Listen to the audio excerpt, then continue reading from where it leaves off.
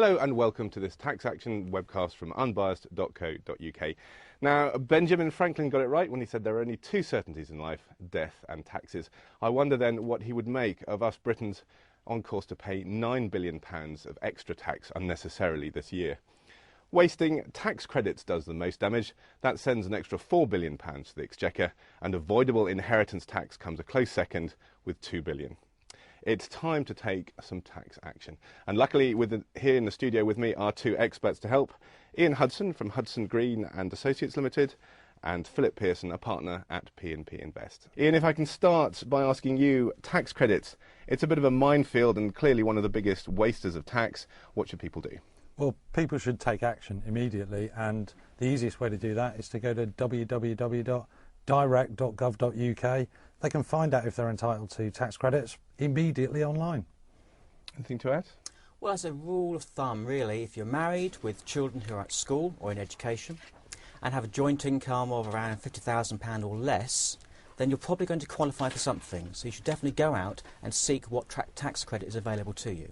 If I go to the first questions we've got here, both Mark Austin and Johnny W, they're in a very similar position. They both earn over £100,000, so they're going to be caught by the new tax thresholds. So what can they do to either get their earnings down below the threshold or to use tax-efficient wrappers to kind of minimise their liability?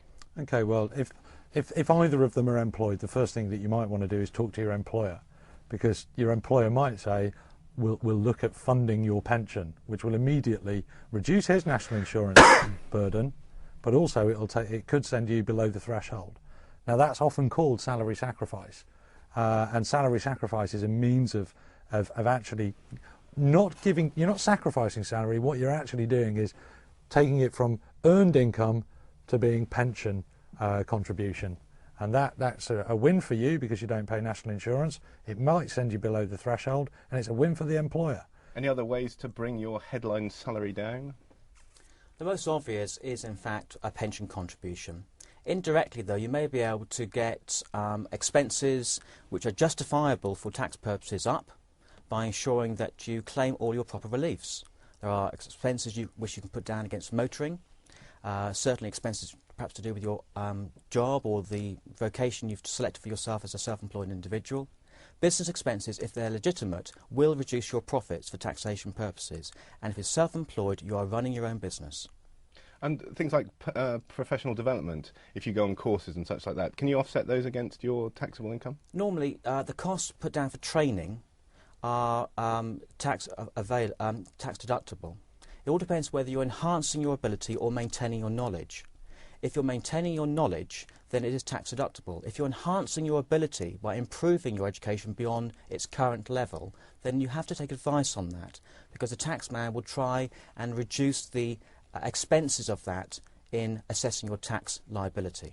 For most of us, we're going to just pay the tax, our sort of pay-as-you-earn income if we're fully employed. With what's left, what are the most tax-efficient things to do with your sort of unspent income, if you like? But for those that are in the private sector in pay-as-you-earn, certainly you want to save tax on investments, and pensions are one way to do that. I know that people have this understanding that pensions, they don't understand it or they don't make sense of it, but actually a pension is an incredibly useful tool, specifically for basic rate taxpayers, but more importantly for higher rate taxpayers too, because 40% tax relief can be obtained. Now, another way of looking at a pension is by saying, well, I'd like to take an ISA. An ISA, a stocks and shares ISA, is taxed pretty much like a pension when it's invested. The difference being is you don't get tax relief on the way in, but you actually get tax-free income on the way out, or capital gains tax-free on the way out. So it can act in very much the same way. Lorna here says, can I transfer this year's ISA money into a new and better paying ISA next year and then top it up with the new allowance when it comes into effect? You're not locked into an ISA normally unless the terms are particularly unique for that plan you've taken out. So it does pay to shop around. A cash ISA is a deposit account enabling you to get interest without tax being deducted. But you're not locked in that deposit account. You can shop around, and a lot of banks and building societies allow you to transfer in ISAs from previous financial years, thereby getting a better rate perhaps to where you currently are. Are ISA rates comparable with normal savings rates, or is there a bit of a disparity because of the tax benefit of an ISA? Most ISA rates are more favourable because they're trying to attract that money, because the reality is you're saving money.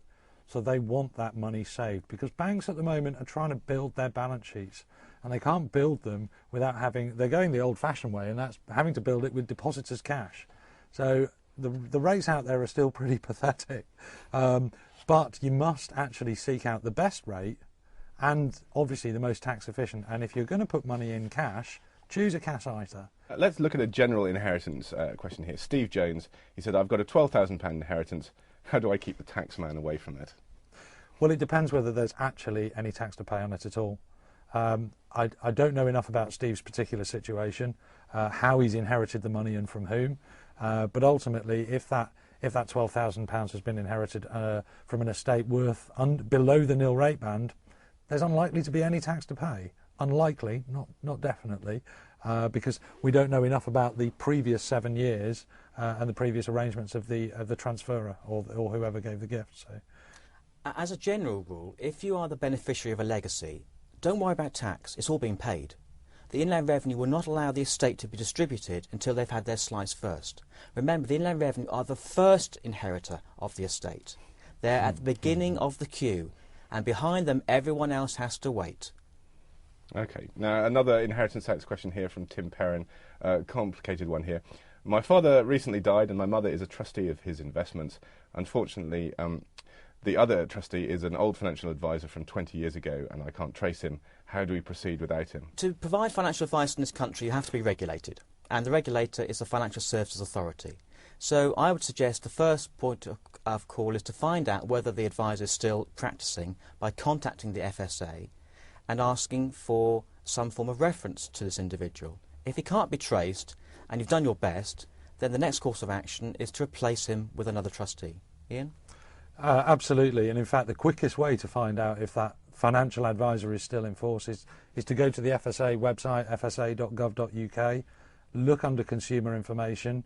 It says there FSA register, and you can put in that person's details and see if at least somebody's matching that.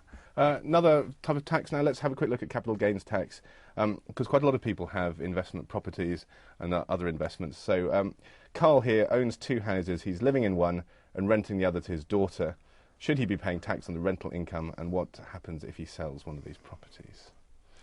Well, technically the income needs to be assessed under the schedule for the property. Ultimately, if, going back to the earlier question, if he's made enough expenses throughout the year for which he can offset, be it a mortgage, and that's obviously sometimes the largest one, if there is no profit from the rental income, then he need not pay tax. You only pay tax on profit at the end of the day. And in terms of capital gains tax, well, he'll be able to offset the purchase value and any other associated costs and any other capital costs associated with the property and any sale proceeds, and then he will be assessed under capital gains tax regime for the profit on the sale of the property. It's also worth remembering that you have a window of 3 years to decide which property is your main residence. So if you do buy another property, then you have a period of 3 years to sell that property where there's no tax considered at all for any gains. Now, in the current property market, there's little likelihood to be any gain in the next 3 years, I would suggest. But if there is, and you sell the property within 36 months, then there should be no consideration towards capital gains tax. But if you trip over the 3-year period, then you have an investment property which needs to be assessed when you sell it for any capital gains. So where should people go to find some advice on how to work out their tax position? You go to a tax expert such as an accountant, specialising in personal returns, or go to an independent financial advisor who has tax knowledge at the address already been given at unbiased.co.uk. Well, that's all we've got time for. I hope you've enjoyed this Tax Action webcast. Remember, you can find your own expert to help with your tax affairs through the unbiased.co.uk website. To my guests, Ian Hudson and Philip Pearson, and to all of you who sent in questions, thank you very much indeed, and we'll see you next time.